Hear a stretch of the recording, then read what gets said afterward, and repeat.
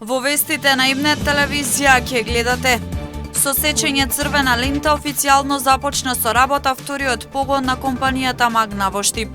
До 2027 година ќе бидат вработени над 600 лица со добри плати, а инвестицијата е вредна над 40 милиони евра.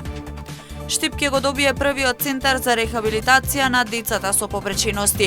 Ќе биде лоциран во центарот на градот и ќе се работи со децата да бидат конкурентни на пазарот на трудот.